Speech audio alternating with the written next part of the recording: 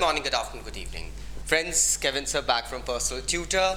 Standard 11 History playlist आप लोग देख रहे हैं. Chapter is 7 Changing Cultural Traditions. Topic है A New Concept of Human Beings. इसके पहले हमने जो टॉपिक्स बनाए हैं, जो एक्सप्लेनेशन दिए हैं उन टॉपिक्स में, उसमें कुछ चीज़ें मैंने आपको सेलेक्टेड वे में बताई है कि किस तरीके से इटली के अंदर एक ऐसा फेज आया था कि इन लोगों ने अपने पुराने आर्किटेक्चर को एक्सेप्ट करना शुरू करा था, अपने चीज़ों को फिर से एंशिएंट जो आर्टिफैक्ट्स थे उनको रिवाइव करना शुरू करा था, नए सब्जेक्ट्स इंट्रोड्यूस होने लगे थे, नई यूनिवर्सिटीज़ खुलने लगी थी. और दोस्तों एक कंसेप्ट भी आ गया था कि ह्यूमन बीइंग्स के ऊपर है. क्योंकि देखिए इशू ये हो रहा था कि ह्यूमनिस्ट कल्चर जब शुरू हुआ था तो उसने इम्पोर्टेंस दी थी ह्यूमंस को, और इस इम्पोर्टेंस के कारण गाइस हुआ ये कि रिलीजन से ज़्यादा एक ह्यूमन बीइंग को तवज्जो दी जाने लगी.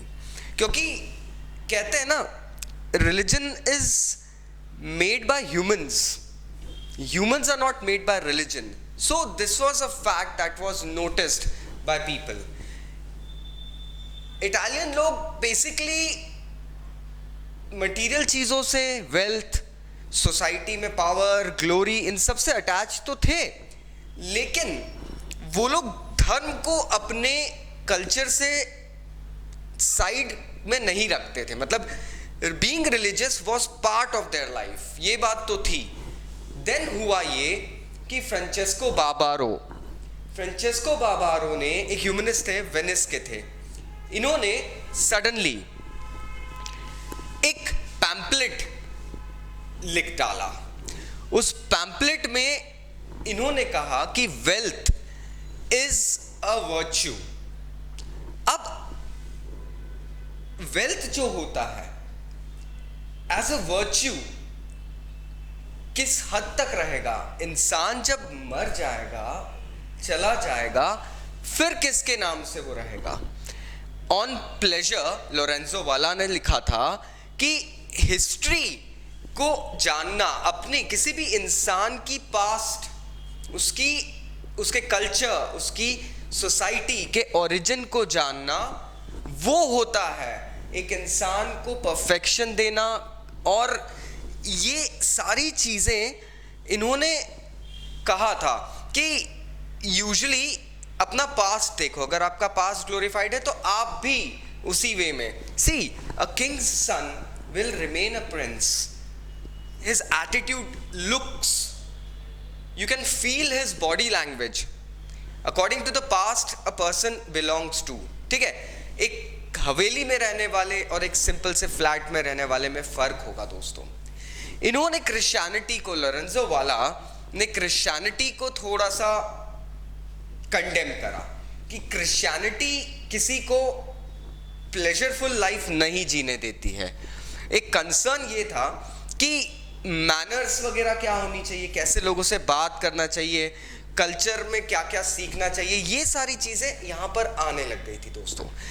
अब ह्यूमनिज्म जो सब्जेक्ट था उसमें ये भी कहा कि ह्यूमंस अपनी लाइफ को बिना पावर और मनी के भी एक अलग वे में ढाल सकते हैं. इट इज नॉट ऑलवेज कि पावर एंड मनी ही हर चीज को प्रमोट करती है. So that is what they said. और ये जो आइडियल्स थे ना, इससे बहुत सारे लोग अट्रैक्ट हुए थे कि हाँ, एक पर्सन का वर्च्यू जो रहता है और एक पर्सन जिस लेवल में जीता है उससे हट के भी एक लाइफ होती है. क्योंकि हम जानते हैं फ्यूडल सोसाइटी का एक कंसेप्ट चलता था, फ्यूडलिज्म चलता था, उसमें फ्यूडल लॉर्ड्स होते थे दोस्तों. पैसा जिसके पास होता था उस वक्त सोसाइटी में वो पावरफुल होता था. लेकिन ये चीज अब ह्यूमनिज्म, जो ह्यूमनिस्टिक पॉइंट ऑफ व्यू से चीजें देखने जाने लगी, तो चीजें बदल गई थी and people actually started going up and working on the feudal society. अगर हम यहाँ पे एक सोर्स पढ़ते हैं तो निकोलो मशियावेली ने ह्यूमन नेचर के बारे में लिखा था, एक बुक थी द प्रिंस, उसमें 1513 की बुक है दोस्तों. So leaving aside imaginary things and referring only to those which truly exist, I say that whenever men are discussed, they are noted for various qualities which earn them either praise or condemnation. Some, for example, are held to be generous and others misery. Some are held to be benefactors, other are called grasping. Some cruel, some compassionate. One man faithless, another faithful.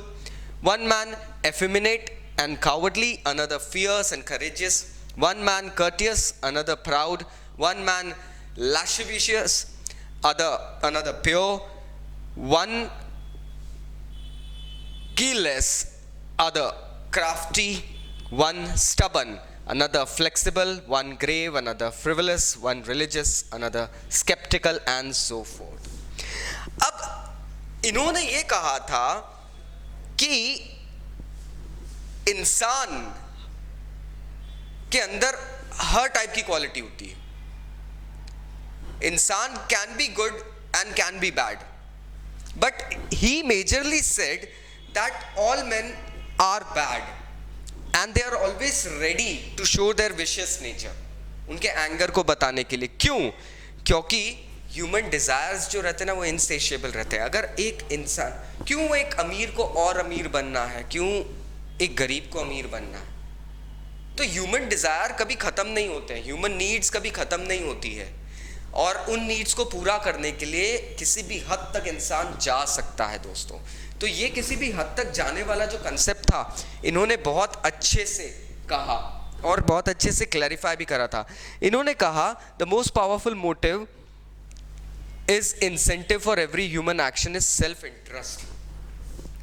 जब इंसान के खुद के interest के ऊपर कोई सी बात आती है ना, तो वो उस चीज़ को करने में बहुत ज़्यादा सक्सेस महसूस करता है, बहुत ज़्यादा ज्ञान लेने में महसूस करता है, और बहुत ज़्यादा वो उसको फाइनलाइज करता है दोस्तों. तो humans always go ahead and try to carry on their success on their own level, but if their success is being taken away, so they start scribbling, dribbling and fighting. तो humanistic point of view भी अब लोग देखने लग गए थे. आशा करता हूँ टॉपिक आपको क्लियर हुआ होगा. फिर भी अगर कोई डाउट्स है, नीचे कमेंट बॉक्स में कमेंट करना मत भूलना. Thank you very much, take care, bye bye.